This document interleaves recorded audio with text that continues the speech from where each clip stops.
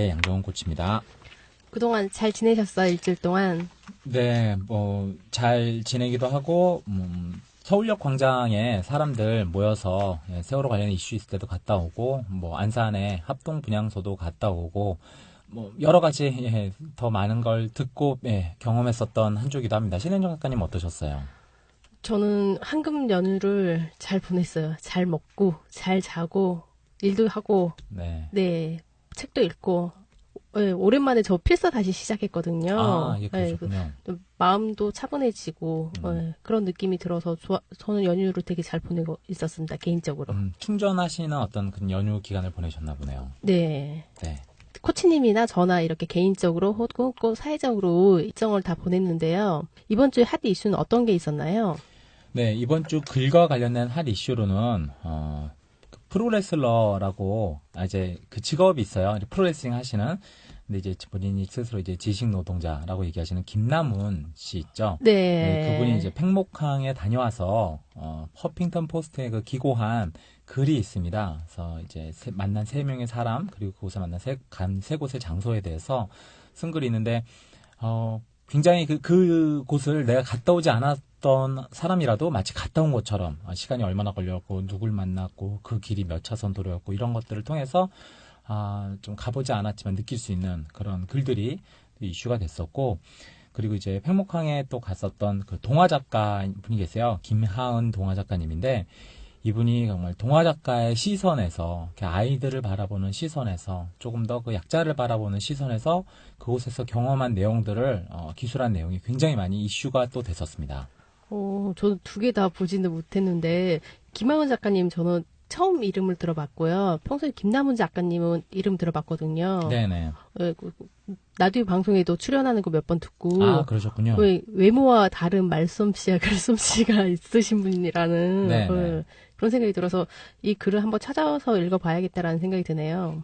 김남훈 작가님 같은 경우, 이제 김남훈 프로레슬러, 이분 같은 경우에는 이제 트위터로도 이제 팔로잉이 되어 있고, 이제 페이스북에서도 이런 관련된 내용을 보는데, 이분이 갔다 오고 나서 본인이 굉장히 악몽을 꾸셨었어요. 덩치가 굉장히 크시고, 아주 건강하신 분인데도, 그리고 이 칼럼을 쓰는 그 과정 내에서 굉장히 힘들어하는 거를 트위터 멘션으로 많이 보내셨거든요. 그래서 이걸 정리하시느라 참 힘드시구나라는 내용이 있었는데, 그 글이 그 산고의 과정을 거쳐서 담담하게 쓴 칼럼으로 나와서 한번 이번 주에 핫 이슈로 한번 검색해서 인터넷에서 김남훈 혹은 동화작가 김하은 이렇게 검색하시면 구글 같은 데서 검색하시면 관련된 글을 보실 수 있을 겁니다. 저에게 또 하나의 숙제가 부과가 됐네요. 네. 그럼 오늘은 어떤 이야기를 전체적으로 해주실 건가요? 네, 오늘은 지난주에 저희가 이제 소개해드렸던 내용들에 대해서 전체적인 이제 평을 간단하게 또 해드릴 거고요. 그리고 이번 주 책 신문 읽기의 혁명에 대해서 저희가 좀 더 세부적으로 속 내용들을 보고 어떤 관점으로 미션을 또 진행하면 좋을지 나눠보고, 그리고 다음 주 책 소개를 해드리고, 그리고 기타 더 좀 팁을 드릴 수 있는 내용으로 마무리를 하도록 하겠습니다. 책쓰기 글쓰기 전문 팟캐스트 꿈꾸는 만년필 이제 본격 시작하겠습니다. 지난주에 어떤 미션이 있었죠? 지난주에 좋은 문장, 나쁜 문장을 읽고 본인의 기존의 글을 갖다가 한번 다시 써보는, 고쳐서 써보는 그런 내용이 있었고요. 또 이제 100일장 관련해서 이제 전인철 작가님 피드백 해주신 내용이 있었고, 이런 내용들이 좀 있었죠. 전체 평, 기존에 썼던 글을 다시 고쳐보는 비포 애프터 과정이 있었는데요. 네. 그 글들을 보고 어떤 느낌이 드셨어요? 아무래도 사람들이 보는 만큼 느끼게는 되거든요. 그래서 이제 그 책을 읽고 나서 보통 많은 분들이 이제 공통적으로 하는 얘기가, 이렇게 내가 잘 못 쓰는 줄 몰랐다. 그런 얘기는 공통적으로 하세요. 정말 고칠 부분이 많다. 그리고 계속 들고 다니면서 봐야 되겠다. 이런 얘기는 하셨어요. 근데 들고 다니면서 봐야 되겠다라는 거는 아무래도 책이 가벼우니까 이렇게 얘기를 하셨었던 걸 수도 있고요. 책을 통곤을 필사를 했었거든요. 네. 근데도 물음표가 계속 찍어지는 책이라서 봐도 모르는 게 많더라고요. 네, 그렇죠. 그러니까 저희가 한꺼번에 문장력을 늘릴 수 지는 않아요. 그거는 마치 뭐 김연아 같은 선수가 뭐 되지도 않았는데 그냥 처음 배운 7살짜리 스케이트 하는 여자아이가 3단 뛰기를 한다. 사실 그럴 수는 없거든요. 그렇죠. 네. 그러니까 처음부터 그 수준의 갭은 인지를 하되 조금씩 더 잘 탈 수 있게 자꾸 문장에 그런 내가 배운 것들을 적용시키면서 그게 일기든 아니면 뭐 외부로 쓰는 칼럼이든 적용시켜보면서 자꾸 자기 걸로 만들어봐야 되는 그런 과정이 필요합니다. 작가님들이 비포 글과 애프터 글을 다 보셨잖아요. 네. 거기에 대해서 특별히 기억에 남는 거 있으세요? 전체적인 걸로 이제 네. 한두 명 이제 특정 인물이 아니고 그냥 이번 거는 왜냐면 교정 교육과 관련되니까 전체적인 걸로 말씀을 드리자면 저도 사실은 아직 많이 부족해요. 저도 계속 더 고민하고 만들어 가야 되는 상황이고요. 그럼 전 어쩌라는 말씀이신가요? 네. 이제 저희보다 더 잘 쓰시는 분들도 많으니까. 많으시죠. 네. 그분들이 그런 걸 느끼는 게 처음엔 제일 중요한 것 같다. 그러니까 한꺼번에 좋은 문장 뭐 나쁜 문장을 갑자기 다 좋은 문장으로 바꿀 수는 없어요. 그리고 제가 봐도 이 문장은 조금 더 이런 식으로 고치면 더 좋을 텐데라는 생각이 드는 것도 있어요. 하지만 그분들 입장에서는 그게 안 보일 수도 있거든요. 중요한 거는 내가 과거에 어떤 이 문장이 조금 더 문제가 있구나, 좀 더 고치면 잘 할 수 있겠구나부터 출발해서 그 다음 단계에 뭐 50%, 70% 나아지지 않더라도 10%, 20%라도 조금씩 발전해 나가는 그런 모습들이 저는 더 중요한 그런 시작이라고 봅니다. 저는 왜 그런 거 있잖아요. 제가 제 글을 봤을 때는 안 보이지만 남이 딱 이거 이렇다라는 거 콕 집어주면 맞아 저게 맞는 건데 나 왜 그랬지라는 거. 네, 그런 게 또 있죠. 네, 그리고 제 글보다는 남의 글에 대한 가 되게 잘 보이는 거예요. 이 글 잘 썼다 못 썼다라는 거. 그게 그럴 수밖에 없어요. 나는 그 글에 내가 알고 있는 그 사실과 감정을 담았기 때문에 그 글을 객관적으로 바라본다는 게 참 어렵거든요. 그래서 이런 문장력이나 이제 교정 교육과 관련된 책을 보면서 자꾸 다시 자기 문장을 또 돌아봐야 되는 시간이 필요한데 보통은 그런 과정을 잘 거치질 않죠. 내가 한번 쏟아낸 문장이기 때문에 다시 그걸 주워 담거나 다시 어떻게 이쁘게 꾸며야 된다는 시간을 투자하는 사람이 많지는 않더라고요. 할 때마다 근데 보여요. 그게 2번 할 때도 보이고 3번 할 때도 보이는 거예요. 네. 3번이 이제 넘어가면 와 진짜 자괴감도 들고 네. 더 최소 5번을 하자라는 생각을 가지고 있거든요. 네네. 그게 쉽지 않더라고요. 5번 정도 이렇게 자기 문장을 다시 계속 바라보는 습관을 가지면 그것도 대단할 것 같아요. 저도 칼럼 쓰는 데 있어서 칼럼 보내기 전까지 한 4번, 3번에서 4번 정도를 다시 교정 교육을 하고 보내거든요. 네. 그래도 나중에 제가 다시 그거를 블로그에 옮겨서 글을 붙일 때는 내가 도대체 왜 이 문장을 이런 식으로 써서 메일링을 해서 보냈지? 라는 그 생각이 정말 자주 듭니다. 창피할 때 있죠. 부끄럽고. 그럼요. 예. 그럼에도 불구하고 쏟아내야지 내 수준을 알게 되니까 결국은 끊임없이 쓰라는 말씀을 저도 이제 같이 공부하시는 작가님께 드리고 저도 그렇게 글을 계속 쓰는 거죠. 진짜 저희 칼럼 보내는 거 있는데 제가 쓴 글 칼럼으로 받기 전에는 괜찮아 했는데 칼럼으로 메일로 받았을 때 좀 객관적이 되다 보니까 그렇죠. 네, 부끄럽고 그럴 때가 많더라고요. 그렇기 때문에 또 칼럼을 쓰는 장점이 될 수도 있습니다. 네, 확실히. 네. 그 거울 같은 역할을 하거든요. 네. 양코치님이 전에 사기 작가님들에게 그 얘기를 해주셨던 말 중에 이런 말이 있었어요. 작가님들이 쓴 글 중에 최고의 퀄리티가 나는 그런 칼럼에 쓰는 글이다. 그렇죠. 자꾸 반영이 되고 자꾸 남에게 보여지는 거를 내가 스스로 느끼고 객관화시키려고 노력을 하니까 그런 결과들이 또 나오는 것 같습니다. 저 이번 교정 교육을 하면서 같이 추가되는 게 전 작가님의 101장에 대한 피드백이 있었어요. 네, 그랬죠. 네. 전 작가님 그 피드백을 주시면서 되게 교정 교육을 많이 해주셨는데 남의 글을 손대는 거 진짜 싫어하시는데 진짜 큰맘 먹고 하신 것 같더라고요. 상처 주기 싫어하셔서 네. 되게 감사했다라는 개인적인 생각이 들었고요. 자주 하셨던 말이 산문정신이라는 말이었어요. 네, 그랬죠. 네, 그래서 거기에 대해서 여쭤보니까 전 작가님이 답을 주신 게 있었어요. 네. 전철 작가님이 저희 쪽 같이 공부하시는 분 중에서 이제 실제 책을 내시고 이렇게 운영진으로 하시는 분인데 초반에 이런 얘기를 했다는 것 자체가 많은 분들이 초반에 빨리 그 방향을 잡고 좀 더 발전하시길 바라는 방향에서 손을 대신 것 같았어요. 그래서 저도 그 교정 교육을 하신 걸 보면서 아까 말씀하셨던 그 산문 정신이라는 게 저 전 작가님이 거기에 표현해 주셨던 내용이 이제 그런 게 있죠. 그럴듯하게 쓰려는 자세. 그걸 이제 산문 정신이라고 표현을 하셨는데 그러니까 대충 이럴 것이다라고 쓰는 게 아니고 그러니까 전후 사정과 앞뒤 정황 뭐 주변 환경 등을 고려해서 이야기가 사실과 들어맞도록 이렇게 서술을 하는 그런 걸 말하는 거죠. 그래서 단순히 느껴지는 정도를 넘어서 독자가 당시의 자료를 조사해 봤을 때 객관적 사실과도 일치할 수 있게. 그래서 이런 것들은 자료 조사, 인터뷰, 역사적 사실관계 이런 공부를 많이 해야 가능한 일이라고 했거든요.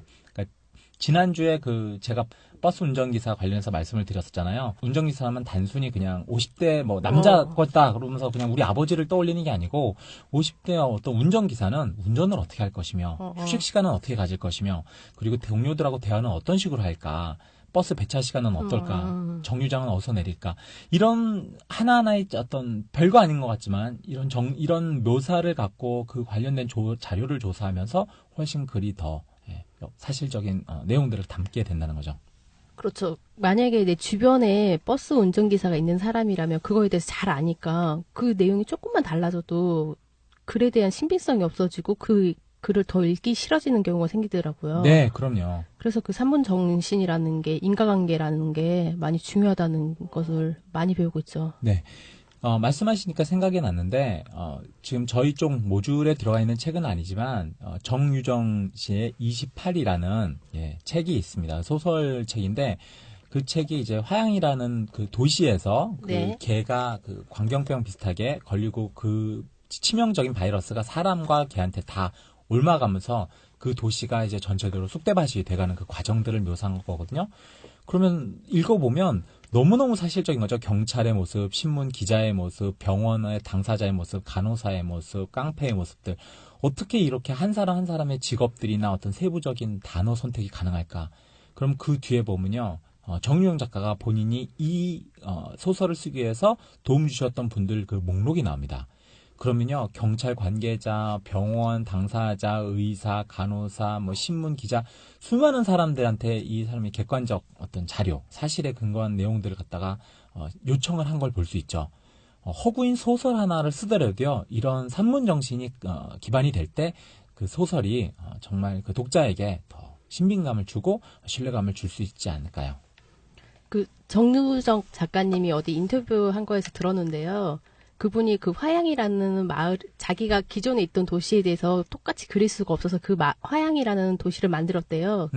지도로 따로 만드셨다고 얘기를 하더라고요. 네. 와, 대단하다라는 거. 인기 있는 글, 사람들이 계속 읽히게 하는 글을 쓰는 사람은 다르다는 걸 그때 또 느꼈죠. 네.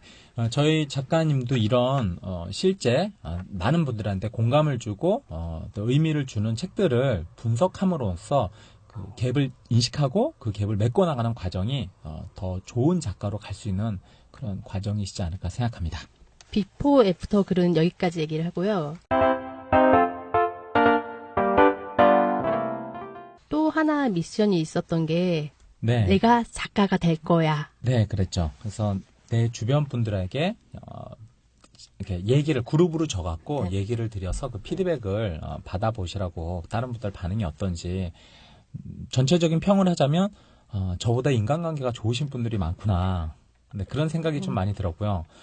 대부분 분들이 다 주변에 우호군들이 많아서 열심히 해봐라, 뭐 괜찮다, 내가 피드백 줄게, 뭐 이런 식으로 얘기를 해주신 분들이 많았어요. 박예리 작가님이라고 가족들에게 얘기를 안 하시고 시작을 하셨대요. 네. 근데 이번에 가족이랑 그 남편분이랑 아이들한테 얘기를 하니까 되게 응원을 해주셔서 집에서도 글을 쓸 수 있게 돼서 좋았다라는 그 말이 네. 저도 처음에 꿈마페 시작할 때 주변에 얘기를 잘 안 했었거든요. 그냥 모임이 있다 그렇게만 얘기했었는데 그렇게 밝히기까지 힘들었지만 밝히고 나서 되게 응원을 받으면 기분이 좋으셨을 거라는 생각이 들었어요. 네. 많은 분들이 이런 마음이 있어요. 내가 글을 쓴다라고 하면 주변 사람들이 뭐 네가 뭔데 글을 써? 나하고 똑같은 어떤 범부번인인데 이런 생각을 하죠. 근데 이런 얘기를 내가 함으로써 나 자신에 대한 어떤 다짐도 되면서 다른 사람들이 나를 어떻게 인식하고 있나라는 그런 피드백도 받을 수 있거든요. 그리고 더 좋은 게 그 전까지는 사실 숨기면서 글을 쓰려고 할 때는 내 독자가 많이 없어요. 왜냐면 글을 쓰는 걸 알 수가 없고 그걸 내가 숨기니까. 이렇게 얘기하면서 많은 분들에게 칼럼도 보내고 내가 쓴 글을 초반에 오픈하면서 이 사람이 계속 쓰는구나. 이 사람 글이 계속 나아지구나라는 글 만들 수 있는 시간 동안 내 우호군 역시 같이 만들 수 있거든요. 저희가 초반에 미션으로 드릴 때 더 많은 분들에게 얘기하고 피드백 받아보시라 이런 얘기를 또 드립니다. 또 반대로 약간 상처받으셨던 분들은 그걸 또 계기로 해갖고 내가 꼭 제대로 보여주고 말겠어 이래서 글 쓰시고 책 쓰셔서 주변 분들 다시 멋지게 또 한번 내가 보여주겠어 이렇게 해서 이루신 분들도 봤거든요. 또 나름 짜릿한 그런 과정이 있더라고요. 두 가지 다 부류가 있어서 우시우시하고 응원도 받고 그러고 저는 있습니다. 좀 전에 우호군이라고 말씀을 하셨어요. 근데 저번 주에 이 미션을 왜 하는지에 대해서는 다음 주에 설명을 해주시겠다고 얘기를 하셨거든요. 그 우호군을 갖는 게 이 작가가 될 거라는 말을 주변에 알리는 그 의도였나요? 미션을 주는 의도셨나요? 크게 아까 이제 얘기했던 내용들의 사실 종합본이나 마찬가지인데 우호군도 생길 수 있고요. 네가 뭔데? 그건 아니야 너한테. 이렇게 해갖고 나한테 상처 주는 사람도 생길 수 있어요. 그리고 어쨌거나 내가 그 사람들한테 얘기를 함으로써 나 자신을 다시 돌아보게 되거든요. 내가 이렇게 주변 사람들한테 꾸준하게 글쓰기로 좀 인정을 받았었구나. 혹은 사실은 저 사람들이 볼 때 나는 그냥 아무것도 아니었구나. 이런 생각을 어쨌든 피드백이라는 거는 그 거울 같은 모습이기 때문에 그 사람들이 나를 바라보는 거울을 내가 다시 나한테 비춰볼 수가 있는 거죠.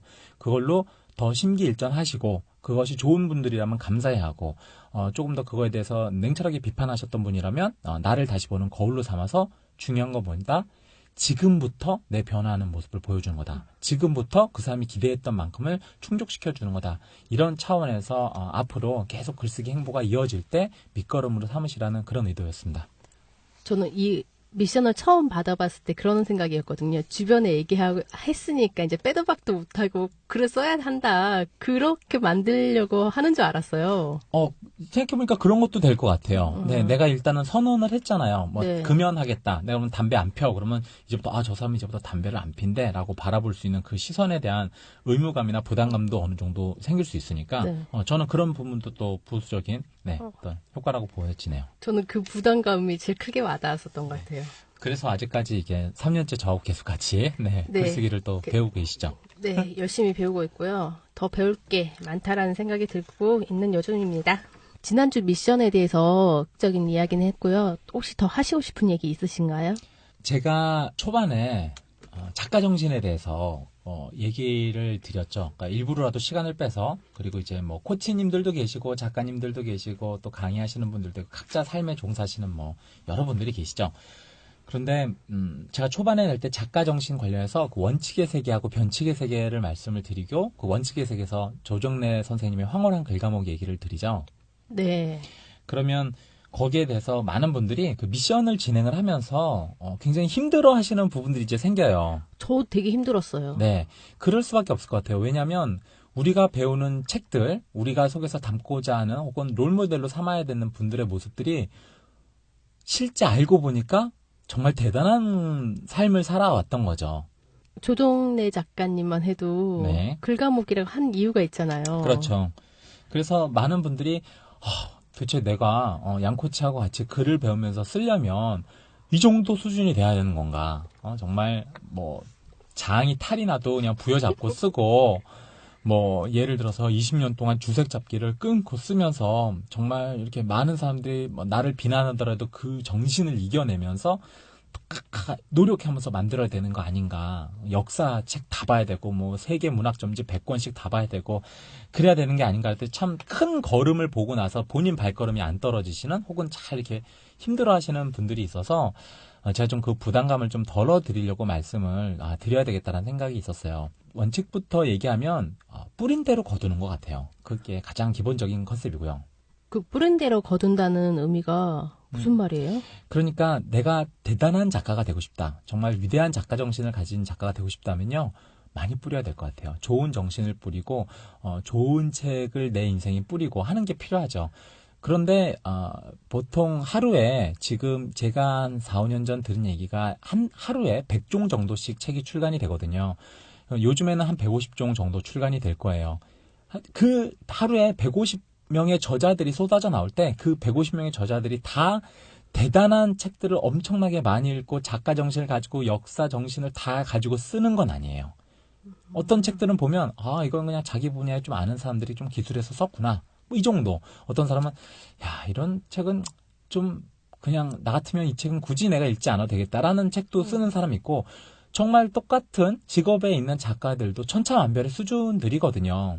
그러니까 모든 사람이 다 대단한 사람이 되는 건 아니에요. 선생님도 정말 위대한 선생님이 있고 그냥 이거를 그냥 내가 먹고 살기 때문에 어쩔 수 없이 다니는 거지 아이들에 대한 애정이 없는 선생님도 있고 의사도 마찬가지고 뭐 다 수준이 다 각자 달라요. 근데 제가 말씀드리는 게 좀 더 편하게 나는 그냥 좀 더 그냥 시대의 흐름을 그냥 살짝 타는 그런 작가가 될 거야. 지금 난 책 한 권 내는 게 목표지 뭐 그 정도는 아니야라고 하면 엄청난 부담감을 가지시지 않더라도 책은 쓰실 수 있습니다. 이번 주 미션 책에 대해서 소개를 부탁드릴게요. 책 제목이 어떤 건가요? 네, 이번 주는 손석춘 씨의 신문 읽기의 혁명이라는 책이었죠. 지난주에 이제 다음 주 책 소개로 간단하게 얘기를 드렸었던 건데 오늘 저희 꿈만필 분들 미션과 함께 진행되는 책 이름이 신문 읽기의 혁명입니다.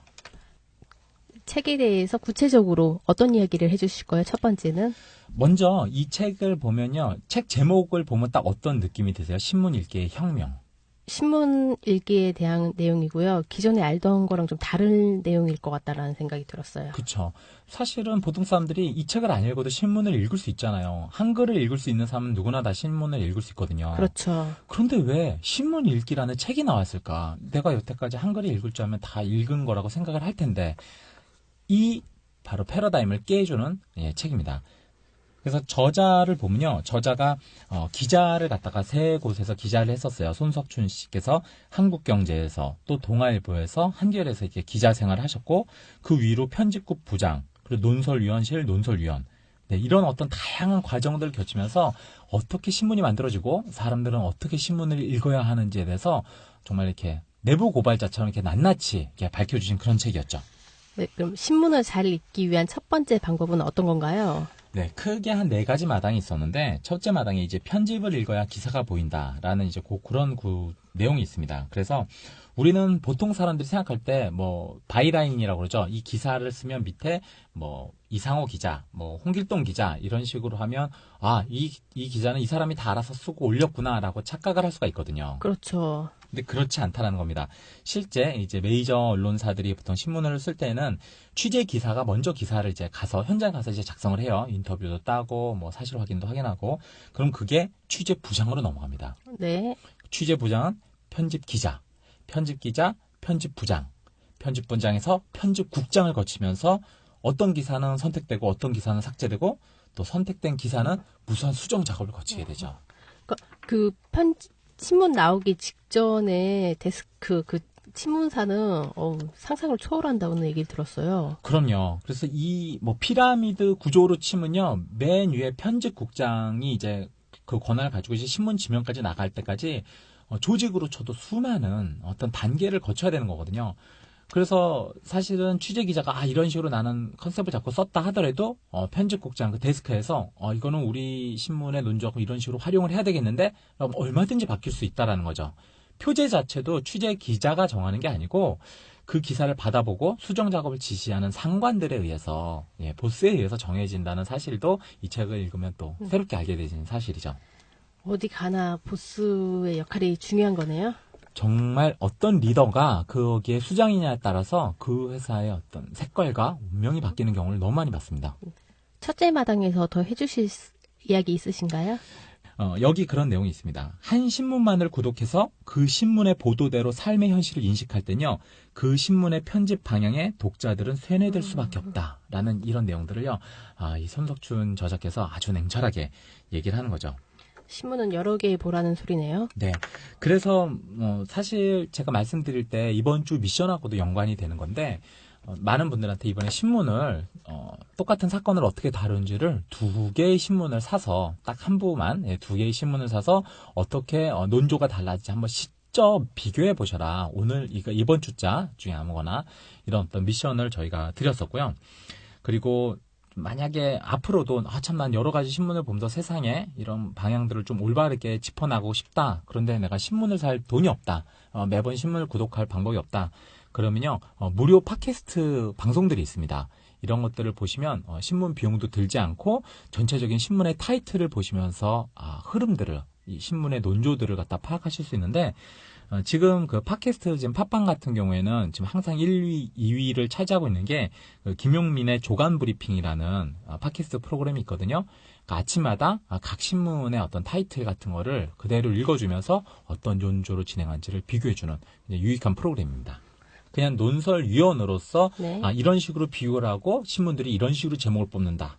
이런 거는 좀 엄제가 있는 거 아니냐. 이런 정도의 내용들을 얘기해 주죠. 다만 그 제목들을 얘기해 줄 때, 내용들을 얘기해 줄 때 그거는 팩트를 기반으로 얘기해 줘. 왜냐하면 그거는 신문에서 다 실제 네. 인쇄돼서 나온 걸 딱 보고 읽어주는 거니까요. 근데 그런 것들을 한 두 달? 세 달 정도 듣다 보면 이 흐름이 네. 물론 이제 김용민 논설위원의 그 내용들은 흐름은 본인의 어떤 취향이 있지만 최소한 어떤 신문사에서 어떤 제목들을 일관되게 뽑고 또 자기네들 관점으로 세뇌시키고 싶어 하는지 그 정도는 충분히 아실 수 있죠. 둘째 마당. 네, 둘째 마당 같은 경우에 이제 지면은 즉 신문의 지면은 평면이 아니고 이제 입체다라는 얘기하는데요.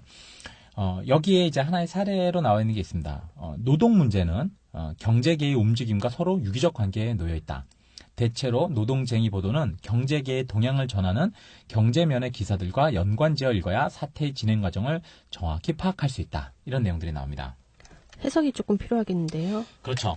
그러니까 우리가 보통 이제 하나의 예를 든 건데 경제 효과라는 말을 참 많이 써요. 그렇죠. 그렇죠. 경제 효과라는 말을 썼는데 이 경제 효과 속에 들어가는 명과 암이 있거든요. 하나의 예를 들자면 지금 어벤져스 2 영화 촬영을 한국에 하러 왔었죠. 네. 그래서 이제 마포대교 촬영을 하려고 거기를 통제를 했어요. 일주일 동안 통제하는 것 중에 하루 이틀인가 마포대교를 막았는데 거기 한 신문사에서 막았지만 경제 효과가 2조 원이다라는 얘기를 했었습니다. 들어보신 적 있으신가요? 경제 효과 네. 몇 조 원. 네. 그런데 참 재밌는 게 뭐냐면 실제 이 막았으면서 일어나는 가장 큰 불편은 누구한테 들어가죠? 우리나라 국민들 그렇죠. 지나는 예. 사람들. 이 내용들을 통해서 이렇게 통행을 하려고 했었던 사람들이 계속 이제 불편을 겪는 과정들이 있잖아요. 그러면 단순히 그러니까 영화를 촬영하던 예를 들어서 거기에 막아놓고 투신 시위를 하시는 분이건 아니면 길거리에서 집회를 하시는 분이건 사실은 막히는 그거는 변함이 없거든요. 출퇴근하거나 교통량이 필요한 사람한테.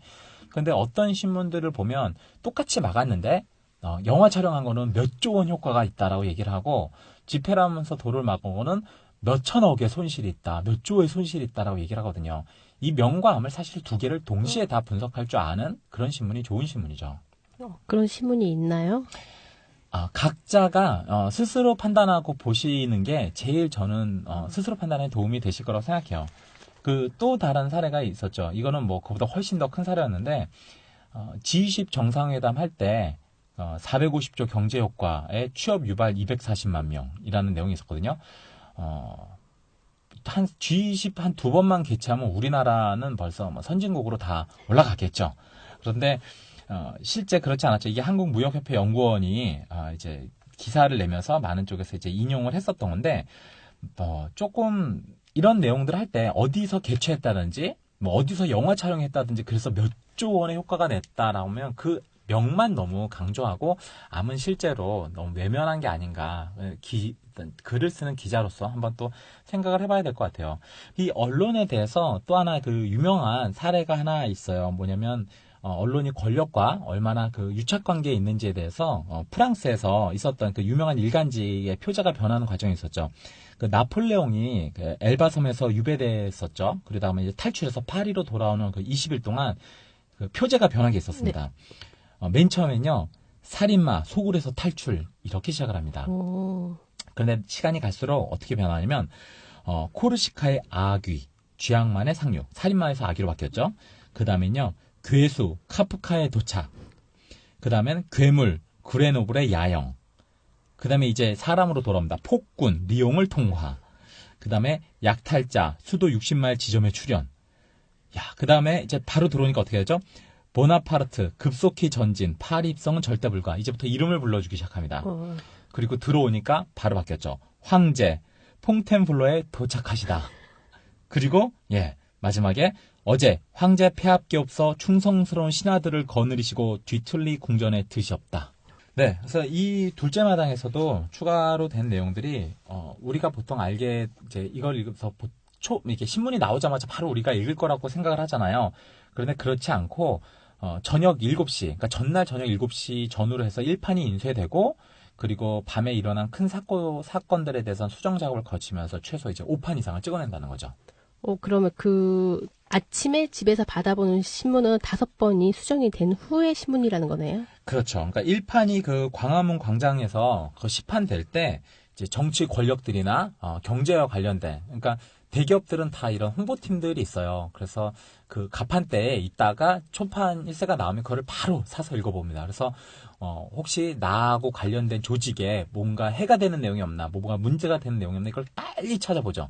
그리고 문제가 없으면 이제 퇴근을 하고 그 문제가 생기면 그걸 갖다 이제 상부에 보고를 해갖고 다시 신문사에 압력을 넣어서 뭐 광고나 여러 가지 방법이 있죠. 압력을 넣어서 뭐 취소시킨다든지 아니면 축소라도 시킨다든지 이런 과정들에 서로 밀고 당기는 또 시간이 걸리게 됩니다. 드라마에서 매일 저녁에 했던 내용들이 그런 게 조금 있었거든요. 그 실장님 나오는 드라마에서 신문 보고 이거 없애라 막 그 했던 내용이 이렇게 되기 때문에 할 수 있었던 거네요. 그렇죠. 보통 언론사들이 가장 큰 압력 느끼는 대상들이 그냥 광고주거든요. 첫 번째가 광고주요? 네, 첫 번째가 광고주고 그 다음에 신문사주. 그러니까 뭐 그 메이저 언론사들의 사장이나 회장들의 일가의 어떤 비리들은 절대 못 다루죠. 이런 본인들의 아킬레스건 같은 얘기들을 이제 달면 그냥 월급쟁이로서 그냥 잘려나갈 각오를 하는 거니까 다른 부패는 달라도 자기들의 내부 비리는 못 다루는 약점이 있습니다. 힘들죠. 그러면 광고주, 그다음에 회사 사주, 마지막은 어떤 세력인가요? 정치 권력들이죠. 정치 권력들. 네, 뭐 이렇게 되면 뭐 좋을 게 뭐가 있어. 뭐 나중에 언론인 출신 중에서도 지금 뭐 청와대 민경욱 대변인이나 이렇게 뭐 여러 가지 대변인 같은 경우에는 이런 언론인 출신들이 많죠. 그러니까 향후에 이런 정계 진출을 생각하는 사람들은 미리미리 또 몸을 사리면서 국민들을 속이는 역할을 또 앞장서서 하는 거죠. 언론, 정치 뗄 수 없는 존재 같습니다. 네. 그래서 뭐 셋째 마장, 넷째 마장 전반적으로 읽어보시면서 신문을 비교해 보시면서 본인 스스로가 비교하는 눈을 키우시고 현실을 갖다가 분석할 수 있는 입체적인 눈을 갖고자 하시는 게 글 쓰시는 분으로서 세상의 흐름을 올바로 읽는 방법으로서 책을 이번에 추천을 드렸었고요. 마지막 그 닫는 글에서 작가께서 편집을 읽지 못하고 지면에 실린 기사를 보는 것은 나무만 보고 숲을 보지 못하는 이치와 같다라고 얘기를 했습니다. 바로 이것이 우리가 한글을 읽을 줄 알지만 속에 그 맥락적 의미, 컨텍스트를 갖다가 찾아내지 못하는 그런 독자들을 조금 더 나은 방향으로 이끌고 가져가는 저자의 의도가 아닌가 생각이 듭니다. 이제 저희 다음 주 책 소개할 시간인데요. 다음 주 책은 저희 어떤 책인가요? 네, 저희가 보통 모듈 분기 단위로 책을 짜기 때문에 한 3개월 전 정도에 이제 쭉 책을 썼는데 지금 가장 이슈가 되고 있는 어떤 그런 한 분의 책이 자연스럽게 그 타이밍에 딱 맞아 들어왔는데요. 바로 이상호 기자가 쓴 이상호 기자 엑스파일 부제로 진실은 스스로 말하지 않는다라는 책입니다. 진실은 스스로 말하지 않으면 누가 말해줘야 하나요? 그렇죠. 진실을 말해야 되겠다라는 의무를 갖고 있는 사람이 전달을 해야지 그 진실이 그 사람의 입을 빌려서 나오지 않는가 그런 생각을 합니다. 그 의무를 갖고 있는 사람이 보통 언론인이라고 생각해도 될까요? 거꾸로 얘기하면 언론인이 그런 의무감을 가져야 되는 건데 아까도 얘기했듯이 의사도 정말 좋은 윤리의식을 갖고 있는 사람도 있고 정말 공부하다 보니까 여기까지 왔는데 돈이나 벌어야 되겠다. 이런 환자를 돈벌이 수단으로 생각하는 사람 있잖아요. 모든 직업이 다 그렇듯이 저는 이번에 세월호 사건을 통해서 기자들도 수많은 스펙트럼을 갖고 있는 그런 집단이라는 생각이 들죠. 요즘 많이 나오는 그 신조어 중에 하나가 기레기라는 단어가 나왔죠. 그건 뭐예요? 기자 더하기 쓰레기라는 이 단어의 신조어였습니다. 그래서 기레기라는 말이 지금 SNS상에 굉장히 많이 떠돌고 있는데 그만큼 기자들이 언론의 소명을 다하지 않고 시민들에게 민중들에게 불신을 주지 않았나 그런 생각을 하게 되네요. 네, 그 책에 대해서는 다음 주에 더 자세히 소개시켜 주실 거죠?